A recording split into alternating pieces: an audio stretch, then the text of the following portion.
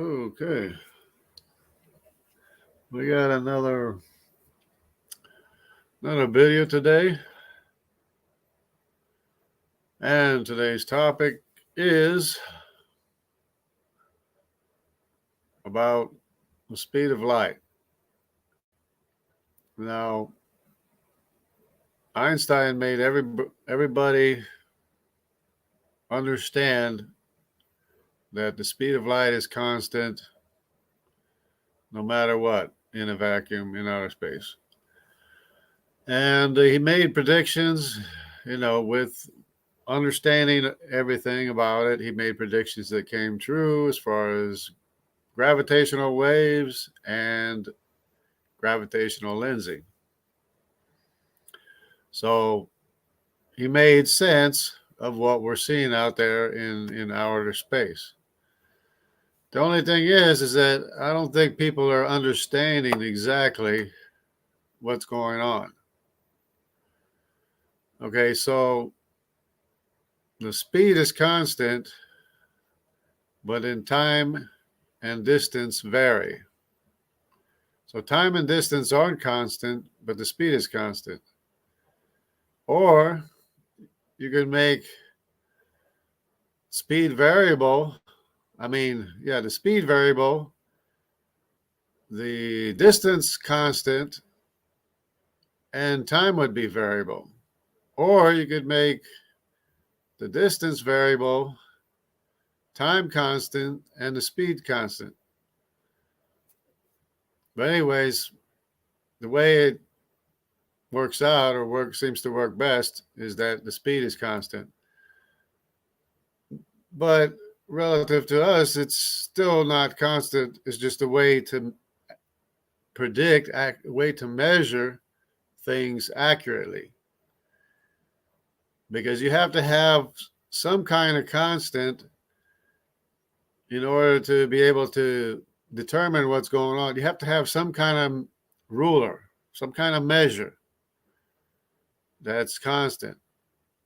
And so, anyways, the moral of the story is that speed is not even constant. Hello, Doki. How you doing?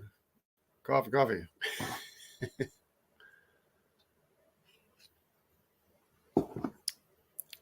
But then it's relative to us. The speed is not constant either. It's just a way to measure. But anyways, because see, what happens if the distance varies and the speed varies? That's going to affect, what happens if the distance varies and the time varies? That's going to change the speed anyway. So the speed is still not constant, but it's an accurate way to determine what's going on in outer space. So what happens is that the farther away you get from a gravitational well, the more distance expands, and the faster the rate of time goes. The converse is true. The closer you get into a gravitational well, the more distance contracts and time comes to a stop. But relative to us in outer space, if the distance is expanded and the time is faster, that's going to change the speed relative to us. That's just a different way of saying the speed of light is changing. Yeah, it's mathematically it's a constant, so you can be able to make correct predictions and calculations and everything, but in reality, the speed is changing. Because what happens you have a distance like this, and in 1 second. So it'd be, you go from here to here in 1 second, right? So it'd be 1,001, right? Now what if you have a distance like this and you got a faster rate of time, It'd be 1,001, right? You just change the speed. You just change the speed of light. It's like people don't get it. It's like it's such a. But you got to do these thought experiments and everything. You can figure this stuff out. So that means light traveling in outer space is going faster. It is going faster.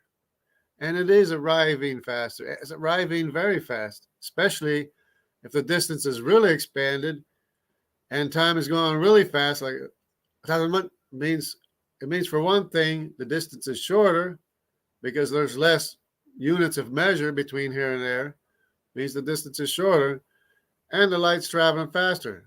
So that means the light is arriving from distant starlights very fast. And I already explained how the redshift can happen, because if we're in a galaxy that's not very massive, and we're not in the center of our galaxy, we're like maybe in the middle or somewhere. We're close to the center, but anyways, we're in a galaxy that's not very massive. The ones James Webb is observing way far in the distance in the infrared spectrum, those galaxies are very, very massive for one thing, and the light we're seeing is from the center of those galaxies, as opposed to the outer edges of the galaxies, because the photons are not ever going to reach us. But the concentration of photons are in the center of the galaxy. So the light reaching us is from a very massive point, a very contracted measure of distance. Then as the light leaves, it's redshifted. But then when it comes into our galaxy, it's blue shifted, but not nearly as much as it was redshifted. So the net effect is that the light reaching us is redshifted. It's really that simple. And the universe is not blowing up for no reason. It's not expanding into oblivion for no reason. So that's just today's food for thought, I guess. And which means, for one thing, the galaxies aren't as far as what they think they are, and time can reach us in 6,000 years because the velocity of the light is actually faster.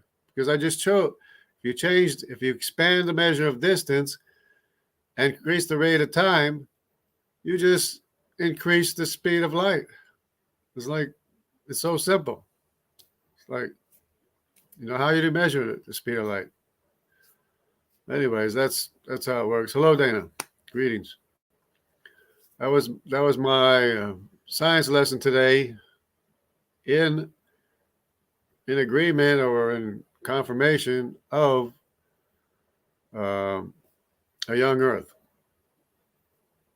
and no Big Bang, no expansion of the universe, because you don't need expansion of the universe if the redshift is explained.